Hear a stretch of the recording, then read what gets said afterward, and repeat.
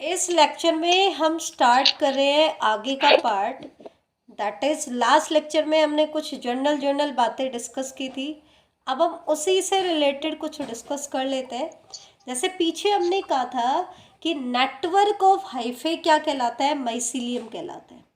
लेकिन कई बार क्या होता है, नेटवर्क नहीं बनता है। और नेटवर्क तो नहीं बनता, लेकिन एक फॉल्स टिश्यू बन जाता है। एक फॉल्स टिश्यू बन जाता है by aggregation of hyphae. Hyphae आपस में एग्रीगेट हो जाते हैं, ठीक है, इकट्ठे हो जाते हैं और उनके एग्रीगेशन से एक फॉल्स टिश्यू बन जाता है जो एक्चुअल में टिश्यू नहीं है, क्योंकि हाइफे का ही एग्रीगेशन हुआ है। तो उस फॉल्स एग्रीगेशन को कहा जाता है प्लैक्टन काइमा। क्या कहते हैं बेटा? प्लैक्टन काइमा कहते हैं। प्लैक्टन काइमा को हम दो टाइप्स में डिवाइड करेंगे, प्रोजन काइमा एंड सूडो पैरेन्काइमा। बेटा यहाँ पर पैरेन्काइमा वर्ड यूज क्यों किया गया है? क्योंकि इसकी जो एक्सटर्नल अपीयरेंस दिखाई देती है ना, ये वैसे ही दिखाई देती है जैसे कि पैरेन्काइमेटस टिश्यू। याद करो, परमानेंट टिश्यू, ठीक है। आपके प्लांट टिश्यूज आपने 9th क्लास में पढ़े होंगे। परमानेंट टिश्यू में पैरेन्काइमेटस टिश्यू की तरह के दिखाई देते हैं, इसलिए इनको सूडो पैरेन्काइमा कहा गया है, जबकि इनका पैरेन्काइमेटस टिश्यू से कोई लेना देना नहीं। दोनों में क्या डिफरेंस होता है आपको डायग्राम में दिखाई भी दे रहा है। प्रोजन काइमा में जो हाइफे होते हैं वो लूजली अटैच्ड होते हैं, लूजली वोवन टिश्यू होता है ये हाइफे का। अब क्योंकि ये लूजली अटैच्ड होते हैं, लूजली वोवन होते हैं, तो इसमें जो हाइफे होते हैं they don't loss their identity. वो अपनी आइडेंटिटी को लॉस नहीं करते हैं। They don't loss their identity, ठीक है। सूडो पैरेन्काइमा में क्या होता है, हाइफे जो होते हैं वो एक कॉम्पैक्ट मास की फॉर्म में मिंगल हो जाते हैं, जबकि प्रोजन काइमा में वो लूज मास बना रहे थे, अब वो कैसा बना रहे हैं, कॉम्पैक्ट मास बना रहे हैं। अब क्योंकि यहाँ पे वो कॉम्पैक्टली अरेंज्ड होते हैं तो हाइफे आपस में फ्यूज हो जाते हैं, हाइफे गेट्स फ्यूज्ड, और उनके फ्यूज होने की वजह से दे लॉस देयर आइडेंटिटी। वो अपनी आइडेंटिटी को क्या कर देते हैं, लॉस कर देते हैं, ठीक है। जबकि यहाँ पर जो हाइफे थे वो लूजली अटैच थे, और क्योंकि वो आपस में फ्यूज नहीं हो रहे थे तो वो अपनी आइडेंटिटी को भी लॉस नहीं कर रहे थे। इसके अंदर प्रोजन काइमा में जो हाइफे होते हैं बेटा, वो काफ़ी हद तक आपको लगेगा कि हाइफे आपके पैरेलली अटैच्ड है, पैरेलली अरेंज्ड है, they are parallel to one another, ठीक है। जबकि इसमें आपको ऐसी कोई अपीयरेंस देखने को नहीं मिलती है, ठीक है। तो ये तो था आपका हाइफे का एग्रीगेशन। अब हम आते हैं नेक्स्ट पॉइंट की तरफ। नेक्स्ट कैरेक्टर क्या आता है, स्टीरोल इन फंगाई। जैसे हमारी बॉडी में स्टीरोल कौन सा होता है, कोलेस्ट्रॉल, वैसे ही फंगाई की बॉडी में आपको जो स्टीरोल देखने को मिलेगा उसको हम कहते हैं एर्गोस्टीरोल। फंगाई के स्टीरोल को क्या कहा जाता है, एर्गोस्टीरोल कहा जाता है। सेल टाइप की अगर हम बात करें तो 5 किंगडम क्लासिफिकेशन सिस्टम में ही हम बता चुके हैं कि फंगाई की जो सेल होती है वो यूकैरियोटिक होती है। कैसी होती है, यूकैरियोटिक। तो यूकैरियोटिक सेल की तरह, यूकैरियोटिक सेल के क्या कैरेक्टर होते हैं, हमने 2 बेसिक कैरेक्टर इसके बताए यूकैरियोटिक सेल के। कौन कौन से कैरेक्टर हमने बताए बेटा? पहला कैरेक्टर कि दे पोजेस ट्रू न्यूक्लियस, कि इनके केस में ट्रू न्यूक्लियस प्रेजेंट होता है। ट्रू न्यूक्लियस का मतलब क्या है कि nucleus is covered by nuclear membrane. तो यूकैरियोटिक है तो इसमें ट्रू न्यूक्लियस प्रेजेंट होता है, that means nucleus is surrounded, genetic material is surrounded by nuclear membrane. दूसरा इसका जो कैरेक्टर होता है यूकैरियोटिक सेल का, कि यूकैरियोटिक सेल में मेम्ब्रेन बाउंडेड ऑर्गेनेलीज प्रेजेंट होती है, membrane bounded cell organelles present होती हैं। तो क्योंकि फंगाई जो है वो भी एक यूकैरियोटिक सेल है, तो इसके अंदर भी membrane bounded cell organelles present होंगी, लेकिन बेटा इसमें एक एक्सेप्शन है जो ऑर्गेनली इनके केस में नहीं होती है। वो कौन सी होती है? प्लास्टिड। जैसे कि एक टाइप का प्लास्टिड होता है आपका क्लोरोप्लास्ट, क्योंकि इनकी जो बॉडी होती है वो हेट्रोट्रॉफिक मोड ऑफ न्यूट्रिशन करती है, तो इनके पास chloroplast that mean plastid present नहीं होंगे। इसको छोड़कर बाकी की जो मेम्ब्रेन बाउंडेड ऑर्गेनेलीज है वो आपको फंगाई में देखने को मिलेंगे। न्यूक्लियस में एक चेंज आता है। चेंज क्या आता है बेटा, ये से ध्यान से देखना।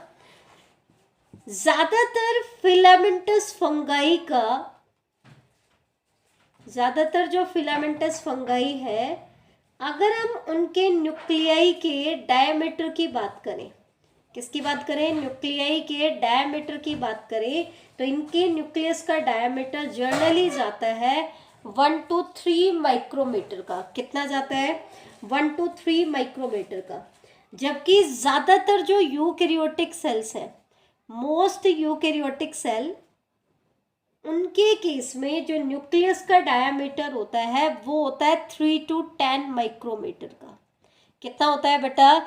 3 to 10 माइक्रोमीटर का। ठीक है, तो ये चीज आप ध्यान रखना कि इसमें सारे के सारे यूकैरियोटिक सेल के कैरेक्टर प्रेजेंट है, न्यूक्लियर मेम्ब्रेन है और मेम्ब्रेन बाउंडेड ऑर्गेनेलीज भी है।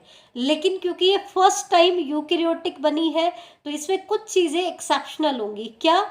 Most of the eukaryotic cell का डायमीटर होता है 3 to 10 माइक्रोमीटर, लेकिन इसका सिर्फ कितना होगा? 1 to 3 माइक्रोमीटर का होगा। ठीक है, अब हम आते हैं इनके न्यूक्लियर डिवीजन। जैसे हमने मोनेरा में तो कहा था कि उनमें तो स्पिंडल अपरेटस बनता ही नहीं है, माइटोसिस और मियोसिस होता ही नहीं है, तो फिर इनमें पहली बार आया तो इनमें कैसा होगा? बिल्कुल एकदम से एडवांस फॉर्म नहीं आती है, कुछ कुछ एक्सेप्शंस आपको देखने को मिलेंगी। तो वही हम बात करें, यहाँ पर जो माइटोसिस होता है उसको हम कहते हैं प्री माइटोसिस और इंट्रा न्यूक्लियर माइटोसिस। ठीक है, अब ये क्या होता है ये मैं आपको बता देती हूँ बेटा। सबसे पहले तो एक नॉर्मल सेल में क्या होता है वो मैं आपको दिखाती हूँ। ये एक नॉर्मल सेल है और ये इसके अंदर न्यूक्लियस है, तो जो भी जेनेटिक मटेरियल है वो न्यूक्लियस के अंदर होता है। तो जैसे जैसे सेल डिवाइड होती है तो सबसे पहले क्या होता है बेटा, न्यूक्लियस की मेम्ब्रेन डिसअपीयर होना शुरू हो जाती है। क्यों डिसअपीयर होना शुरू हो जाती है? ताकि इसके अंदर जितना भी जेनेटिक मटेरियल है वो पूरी सेल को कवर कर ले, ताकि डिवीजन के लिए उसको प्रॉपर स्पेस मिल जाए। क्या मिल जाए? प्रॉपर स्पेस मिल जाए। ठीक है, लेकिन फंगाई के अंदर कभी भी न्यूक्लियर मेम्ब्रेन डिसअपीयर नहीं होगी। दूसरी चीज, स्पिंडल फाइबर्स बनते हैं इनमें। इनमें तो स्पिंडल फाइबर कहाँ से बनते हैं?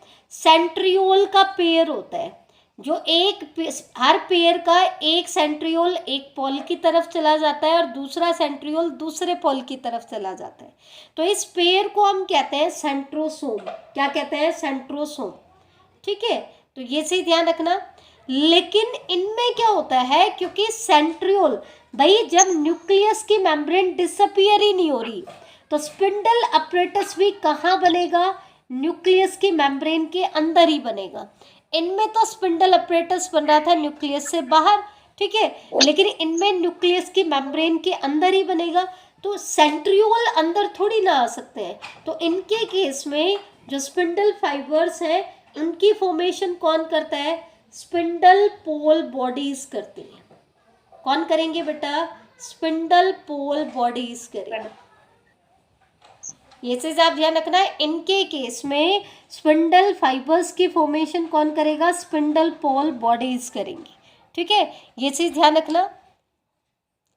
हैप्पी चैटिंग कर रहे हैं भाई? तो नॉर्मली इनके केस में स्पिंडल फाइबर की फॉर्मेशन कौन करता है? स्पिंडल पोल बॉडीज करती हैं। ठीक है, लेकिन एक चीज ध्यान रखना, जो फंगाई जिनके अंदर फ्लैजिला की फॉर्मेशन होती है, फंगाई विच प्रोड्यूस फ्लैजिला, उनके केस में एसपीबी स्पिंडल पोल बॉडी की जगह पे सेंट्रियोल होता है। ये एक एक्सेप्शन होता है, ये चीज आप ध्यान रखना। ठीक है, सेंट्रियोल क्या होता है बेटा?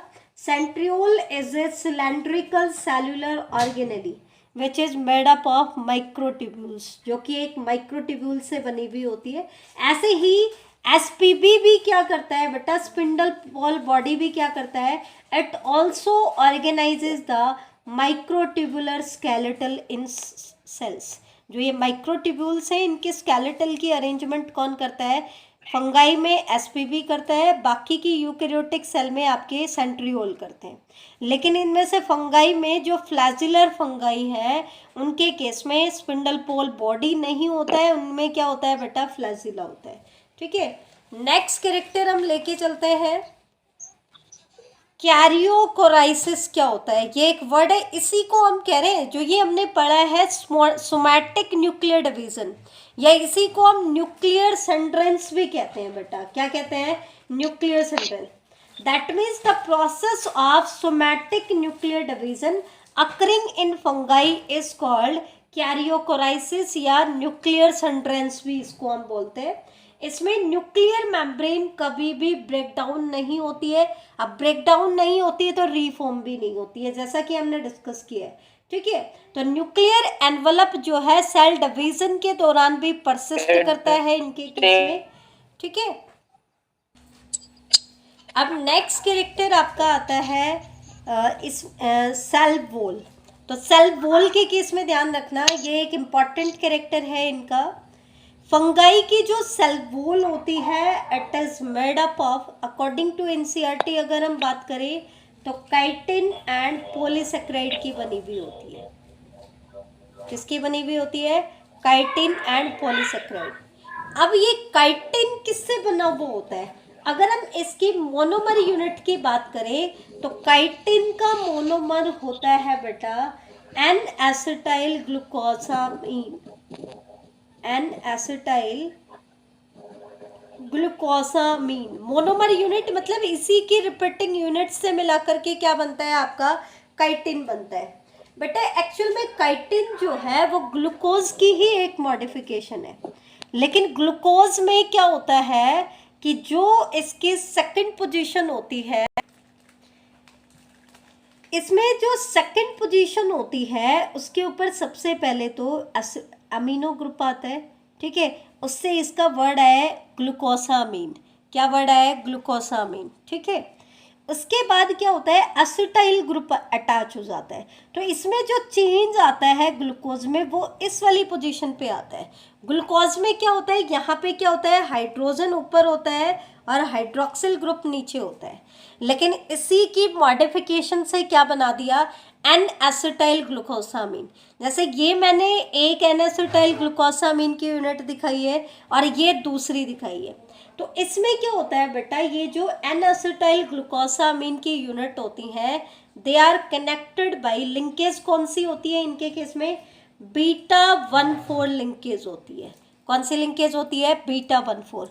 बीटा 1,4 का मतलब है कि ये जो मोनोमर है ये अपनी बीटा फॉर्म में एग्जिस्ट करता है। दो फॉर्म होती है बेटा, एक अल्फा और एक बीटा। तो ये अपनी बीटा फॉर्म में एग्जिस्ट करता है और इसका फर्स्ट कार्बन अगले के फोर्थ कार्बन से कनेक्टेड है। इसका फर्स्ट कार्बन अगले के फोर्थ कार्बन से कनेक्टेड है, तो लिंकेज क्या हो जाएगी, बीटा 1,4। बीटा 1,4 लिंकेज किसके बीच में बन रही है, एन एसिटाइल ग्लूकोसामीन के बीच में बन रही है। और इनके लिंकेज से क्या बन जाता है बेटा, आपका काइटिन की फॉर्मेशन हो जाती है। अगर इसी की मल्टीपल यूनिट, इसलिए मैंने यहाँ पे एन लिखा है, इसकी मल्टीपल यूनिट आपस में कनेक्ट होकर के क्या बनाती है, काइटिन बनाती है। बेटा काइटिन, ये भी क्वेश्चन जनरली पूछा जाता है। एक तो फंगाई की सेल वॉल में आपको काइटिन मिलता है, इसके अलावा internal shell of cephalopod, cephalopod की जो इंटरनल शेल होती हैं और मोलस्का के अंदर जो रेडुले होते हैं, उनके अंदर भी आपको काइटिन की कंपोजिशन देखने को मिलती है। That means they are also composed of chitin. ये कॉमनली पूछा जाता है, ध्यान रखना। काइटिन की जो कंपोजिशन है वो आपको फंगाई की सेल वॉल में देखने को मिलेगी, और इवन सिफेलोपोड की इंटरनल सेल और मोलस्का के रेडुले वो भी किससे बने हुए होते हैं, काइटिन से बने हुए होते हैं। नेक्स्ट कैरेक्टर आपका आता है गोल्जी बॉडी। आपने सेल ऑर्गेनेली पढ़ी होंगी, एंडोप्लाज्मिक रेटिकुलम, गोल्जी बॉडी, ये मेम्ब्रेन बाउंडेड ऑर्गेनेलीज में आते हैं। तो एंडोप्लाज्मिक रेटिकुलम तो प्रोटीन सिंथेसाइज करती है और गोल्जी बॉडी क्या करती है, उसकी पैकेजिंग करके टारगेटिंग करती है। ठीक है, तो ये हमने पढ़ा है, इसके बारे में हमने डिस्कस भी किया है। लेकिन इनके केस में हालांकि फुल्ली डेवलप्ड गोल्जी बॉडी तो नहीं होता है, लेकिन वो किसकी फॉर्म में होता है, डिक्टियोसोम्स की फॉर्म में होता है। किसकी फॉर्म में होता है, डिक्टियोसोम। और ज़्यादातर केसेस में आपको डिक्टियोसोम मिलेगा यूनिसिस्टर्नल फॉर्म में। हमने देखा है गोल्जी बॉडी को बनाने में किसका रोल होता है, सिस्टरने होते हैं। क्या होता है, सिस्टरने। तो ज़्यादातर केसेस में इनके अंदर एक ही सिस्टरने होता है, यूनिसिस्टर्नल होते हैं। ठीक है, मोरे जो साइंटिस्ट है बेटा, मोरे मोरे जो साइंटिस्ट है, इसने क्या देखा बेटा कि Golgi apparatus consisting of 3 flattened sac. हालांकि हम कहते हैं कि जनरली इनके केस में यूनिसिस्टर्नल कंडीशन होती है, लेकिन जो मोरे साइंटिस्ट है उसने एक ऐसा गोल्जी अपरेटस देखा है फंगाई में जिसके अंदर 3 फ्लैटेंड सैक होते हैं। ठीक है, और मैनी बबल लाइक स्ट्रक्चर्स भी होती हैं। किसके अंदर ऑब्जर्व किया है इसको, सैक्रोमाइसिस। सैक्रोमाइसिस मतलब ईस्ट के अंदर। उसने क्या देखा कि ईस्ट के अंदर जो गोल्जी बॉडी की स्ट्रक्चर है उनके अंदर 3 फ्लैटेंड सैक है which were surrounded by many bubble like structure. ऐसे 3 फ्लैटेंड सैक है और उनके around many bubble like structures है। ऐसा उसने किसके अंदर ऑब्जर्व किया है, सैक्रोमाइसिस में। जबकि जर्नली तो गोल्जी बॉडी फंगाई में जो आपको मिलते हैं वो यूनिसिस्टर्नल होते हैं। कैसे होते हैं, यूनिसिस्टर्नल। ठीक है, और यूनिसिस्टर्नल जो गोल्जी बॉडीज है वो उनको हम क्या कह रहे हैं, डिक्टियोसोम कह रहे हैं। तो इनके केस में फुल्ली डेवलप्ड गोल्जी अपरेटस नहीं है। ध्यान रखना, गोल्जी बॉडी और डिक्टियोसोम दोनों आ जाए तो आपको क्या टिक करना है, डिक्टियोसोम टिक करना है। ये चीज़ आप ध्यान रखना। लेकिन इसमें भी एक एक्सेप्शन आता है, oomacetes के मेंबर। oomacetes के जो मेंबर्स है वो एक एक्सेप्शन है। With the exception of oomacetes there is less certainty of the occurrence of structure similar to those of Golgi body apparatus called dictyosome in fungi। Normally तो हम कह रहे हैं कि फंगाई के अंदर डिक्टियोसोम जैसे स्ट्रक्चर्स का मिलना बहुत रेयर होता है, बहुत कम मिलती हैं, बहुत सर्टेन नहीं होती हैं। लेकिन मोरे साइंटिस्ट ने इनमें रिपोर्ट किया है, सैक्रोमाइसिस के मेंबर में 3 फ्लैटेंड सैक को रिप्रेजेंट किया है और कई केसेस में हमने यूनिसिस्टर्नल सैक को भी ऑब्जर्व किया है। ठीक है, तो ये था आपका गोल्जी बॉडी का पार्ट। तो बेटा ये आज का हमारा लेक्चर था। इससे आगे का लेक्चर हम नेक्स्ट लेक्चर में डिस्कस करेंगे।